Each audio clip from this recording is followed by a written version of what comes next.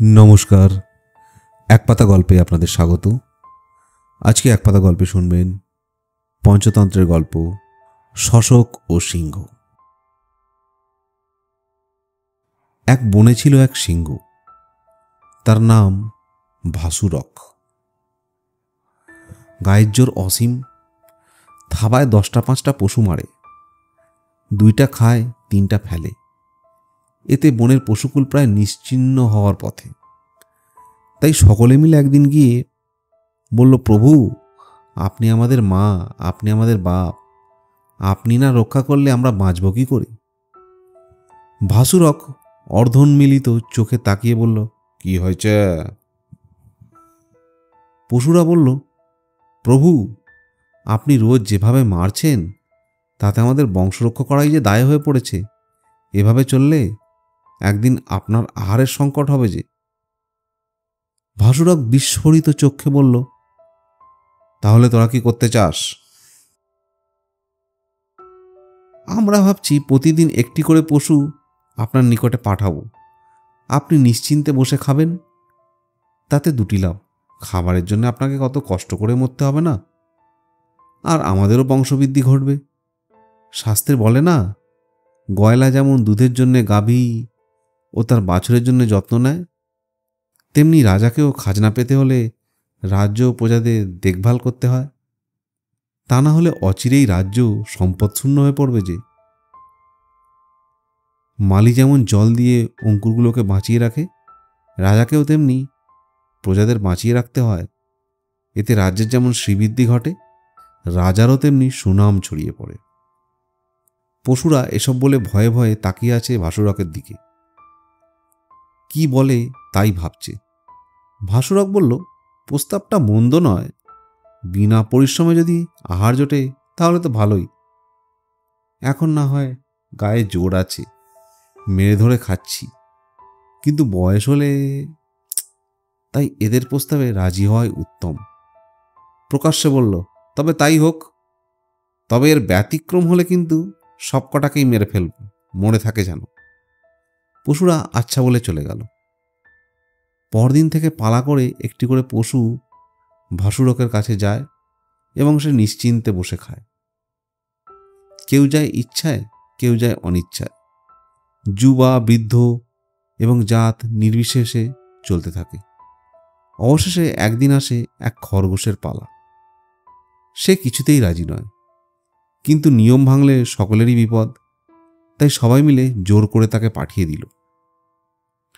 যেতে যেতে খরগোশ ভাবছে কিভাবে সিংহটাকে জব্দ করা যায়। 2 পা আগায় তো 1 পা পিছায়। এভাবে অর্ধেক পথ যেতে যেতেই দুপুর হয়ে গেল। ভাসুরকের খাবার সময় অনেক আগেই পেরিয়ে গেছে। সেদিকে খরগোশের ভ্রুক্ষেপ নেই। হঠাৎ পথে পড়ল এক পাতকুয়া। খরগোশ মনে মনে নিচের দিকে তাকিয়েই জলের উপর তার ছায়া ভেসে উঠল। বিদ্যুৎ গতিতে তার মাথায় বুদ্ধি খেলে গেল। মনে মনে বলল, হারামজাদাকে শায়েস্তা করার উপায় পেয়ে গেছি। এই বলে সে ভাসুরকের পথে চলতে লাগলো। খরগোশ যখন ভাসুরকের কাছে পৌঁছালো তখন বিকেল হয়ে গেছে। তাকে দেখে ভাসুরক দাঁত কটমট করে ছুটে এলো।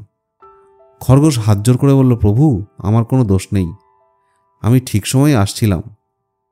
আমি ছোট বলে আমার সঙ্গে আরও 4টি খরগোশ আপনার জন্য পাঠানো হয়েছিল, কিন্তু পথে আরেকটি সিংহ আমার পথ আটকে বলল, কোথায় যাচ্ছিস আমাকে বাদ দিয়ে? আমি বললাম, প্রভুর কাছে যাচ্ছি, আমরা গেলে তো তার আহার হবে। সে রেগে বলল, কে আবার প্রভু? আমি এই বনের রাজা, তোরা আমার আহার হবি। আমি বললাম, সে হয় না, এক বনে রাজা তো একজনই হয়। সে বলল, ঠিক আছে, ওই 4টেকে এখানে রেখে তোর বাবুকে ডেকে নিয়ে আয়, যুদ্ধে যে জিতবে সেই হবে বনের রাজা। আমিও আচ্ছা বলে আপনার কাছে চলে এলাম। এখন প্রভু যা করেন। খরগোশের কথা শুনে ভাসুরক তো রেগে আগুন। তার রাজ্যে আবার কে এসে ভাগ বসাতে লাগলো। সে বলল, রাজ্য, বন্ধু, সম্পদ, সম্মান যুদ্ধ করেই অর্জন করতে হয়। তাই চলো দেখি সেই পাষাণ্ড কোথায় লুকিয়ে আছে। খরগোশ বলল, প্রভু যথার্থই বলেছেন, কিন্তু সে তো দুর্গের মধ্যে আছে, সেখানে আপনি ঢুকবেন কি করে? ভাসুরক বলল, হোক দুর্গ, শত্রুকে ছাড়তে নেই। শাস্ত্রে আছে না, শত্রু, ব্যাধি আর আগুন ছোট হোক বা বড় হোক, এদের সমূলে বিনাশ করতে হয়। যে নিজের ভালো চায় সে উঠতি শত্রুকে উপেক্ষা করে না। উঠতি শত্রু আর নতুন ব্যাধি উভয়ই সমান, পরে ভয়ানক হয়। তা ঠিকই বলেছেন প্রভু, কিন্তু যাওয়ার আগে একবার ভাবুন, ওই সিংহটা কিন্তু জোয়ান। নিজের এবং শত্রুর শক্তি সম্পর্কে ভালোভাবে না জেনে যুদ্ধে যাওয়া, জেনে শুনে আগুনে ঝাঁপ দেওয়া একই কথা। থাম থাম, তুই পথ দেখা, সে ভাবনা আমার, খিদে আমার পেট জ্বলছে। এরপর খরগোশটি আগে আগে পথ দেখিয়ে ভাসুরককে নিয়ে গেল সেই কুয়োর কাছে। বলল, প্রভু, এই হচ্ছে তার দুর্গ, নিচের দিকে তাকিয়ে দেখুন। ভাসুরক নিচের দিকে তাকিয়ে জলের উপর নিজের ছায়া দেখতে পেল। যেই গর্জন করে উঠল, অমনি তার প্রতিধ্বনি উপরে উঠে এলো। ভাসুরক ঘাড় নাড়ালো, তার ছায়াটাও ঘাড় নাড়ালো। ভাসুরক সত্যিই তার ছায়াকে শত্রু মনে করে যেই ঝাঁপিয়ে পড়ল, অমনি কুয়োর জলে ডুবে অক্কা পেল। খরগোশটি তখন মনের আনন্দে বনে গিয়ে সবাইকে ঘটনাটা বলল। সেই থেকে তারা নিশ্চিত বসবাস করতে লাগলো। তাই বলছিলুম, বুদ্ধির কাছে গায়ের জোর কিছুই নয়। বুদ্ধি দিয়ে আমি ওই পিঙ্গলক আর সঞ্জীবকের মধ্যে বিচ্ছেদ ঘটাবই। কটরক এবার আশ্বস্ত হয়ে বলল, তবে তাই হোক, তোমার পথ নিষ্কণ্ঠ হোক। এই বলে কটরক দমনককে আশীর্বাদ করলেও দমনক অগ্রজকে প্রণাম করে রাজ সমীপে যাত্রা করল। দমনক দূর থেকে তাকিয়ে দেখল পিঙ্গলক একাই বসে আছে। এই সুযোগে কাছে গিয়ে বলল, পেন্নাম হই প্রভু।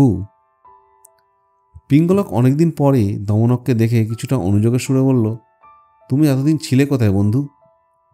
দমনক গম্ভীর কণ্ঠে বলল, হুজুরের তো আমার আর প্রয়োজন নেই, তাই আসি না। তবে পিঙ্গলক উদ্বেগের সঙ্গে বলল, তবে কি, থামলে কেন? আপনার বিপদ দেখে আর দূরে থাকতে পারলাম না। কথায় বলে না, যার মঙ্গল চাও সে না বললেও তার বিপদ দেখে দূরে থাকবে না। তার ভালো মন্দ সম্পর্কে তাকে জানাও। পিঙ্গলক অতীতের কথা স্মরণ করে সাগ্রহে বলল, তুমি তো আমার বন্ধু, শুধু বন্ধুই নয়, মন্ত্রীও হও। তা কি বিপদের আশঙ্কা করছো বলো না? দমনক চারিদিকে তাকিয়ে চুপি চুপি বলল, প্রভু, ওই বেটা সঞ্জীবকের মতিগতি ভালো ঠেকছে না। বলে নাকি তোমাদের রাজা পিঙ্গলকের নারী নক্ষত্র আমার জানা হয়ে গেছে। ও বেটা মনেও দুর্বল, দেহেও দুর্বল। তাই ওকে মেরে নিজেই রাজা হব, তোমাকে বানাবো মুখ্যমন্ত্রী। দমনকের কথা শুনে পিঙ্গলকের মাথায় যেন বজ্রপাত হলো। সে বিশ্বাস করতে পারল না যে সঞ্জীবক এতটা বিশ্বাসঘাতক হতে পারে। সে বলল, আমার বিশ্বাস হয় না যে সে আমার এতটা অনিষ্ট করতে পারে। আমি যে তাকে ভীষণ ভালোবাসি, সে আমার প্রাণসম দমনক। দমনক আরও একটু কাছে গিয়ে দৃঢ় কণ্ঠে বলল, প্রভু, ভিত্ত হোক আর বন্ধু হোক, রাজলক্ষ্মী কে না চায়? পিঙ্গলক বলল, তবুও তার প্রতি আমার মনের বিরূপ হচ্ছে না। কত খুঁত তবু দেহ কার না প্রিয়, শতদোষ তবু প্রিয় হয় যে প্রিয়। প্রভু, সমস্যা তো ওইখানেই। রাজার যে সবচেয়ে প্রিয়, রাজত্ব তো সেই বসতে পারে, সেই সাহস করতে পারে। রাজার স্নেহ পেয়ে প্রথমে বিশ্বাস অর্জন করে, এতে রাজা তার প্রতি দুর্বল হয়ে পড়ে। এই সুযোগে সে তার উদ্দেশ্য হাসিল করে। এরপর কিছুক্ষণ নীরব থেকে দমনক বলল, তাছাড়া প্রভু, আপনি যে সঞ্জীবকের মধ্যে কি আহামরি দেখেছেন জানি না। ওর কি গুণ আছে? ও একটা তৃণভোজী, কিন্তু আপনার শত্রুরা সব মাংসভোজী। বিপদে পড়লে ও কি আপনাকে উদ্ধার করতে পারবে? মাংসভোজীদের হঠানো ওর কাজ নয়। তাই বলছি, যে কোনো একটা দোষ খাড়া করে ওকে মেরে ফেলুন, নিজের পথ নিষ্কণ্টক করুন। পিঙ্গলক দ্বিধান্বিত চিত্তে বলল, কিন্তু কাউকে একবার সভায় গুণবান ঘোষণা করার পরে তাকে আসামি নির্ধারণ করে দণ্ড দিলে নিজেরই অযোগ্যতা প্রমাণিত হয়। দেখো, দেবতারা পর্যন্ত তপস্যায় তুষ্ট হয়ে দৈত্যদের বর দেয়, আর বিষবৃক্ষ হলেও নিজের হাতে বড় করে তাকে নিজের হাতেই ছেদন করা যায় না। কাউকে একবার অনুগ্রহ করে চিরদিন তা বজায় রাখাই সজ্জনের ধর্ম। তাছাড়া যে তোমার উপকার করে তার নিকট ভালো থাকায় কোনো কৃতিত্ব নেই, বরং যে তোমার অপকার করে তার নিকট ভালো থাকাই উত্তমের ধর্ম। কাজেই সঞ্জীবক যদি আমার ক্ষতিও করে তথাপি আমি তাকে মারতে পারব না।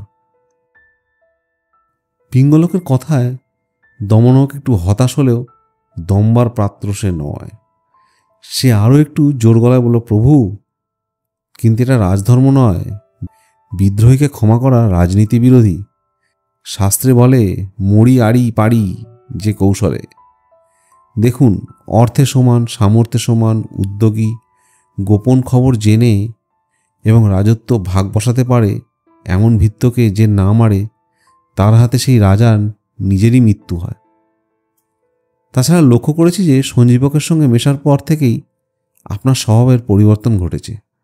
আপনি রাজকার্যে মন দিচ্ছেন না, আমিষ ছেড়ে দিয়েছেন। এতে রাজকর্মচারীরাও অসন্তুষ্ট, তাই সবাই চাকরি ছেড়ে চলে যাচ্ছে। ফলে বিপদ আরও বাড়ছে, কারণ ঘনিষ্ঠজনেরা আয়ত্তের বাইরে চলে গেলে শত্রুর চেয়েও ভয়ঙ্কর হয়। শাস্ত্রে বলে, দোষগুণ ভাবন্তি, সঙ্গদোষ দোষগুণ দেখা যায় না। যেমন এক ফোঁটা জল গরম লোহার ওপর পড়লে মুহূর্তে উবে যায়, পদ্মপাতায় পড়লে মুক্তোর মতো দেখায়, আর ঝিনুকের মধ্যে পড়লে একেবারেই মুক্ত হয়ে যায়। মহারাজকে আর কি বলবো, অসৎসঙ্গে পড়লে মানুষ কি না করতে পারে। মহামতি ভীষ্ম ও দুর্যোধনের পাল্লায় পড়ে গরু চুরি করেছিলেন। তাই পণ্ডিতেরা বলেন, ঠাঁই দিও না না জেনে স্বভাব আর গুণ, ছাড় পোকার দোষে তাই মরল যে উকুন। আজকের গল্প এখানেই শেষ হলো। দেখা হবে পরের গল্পে। ততক্ষণ ভালো থাকুন।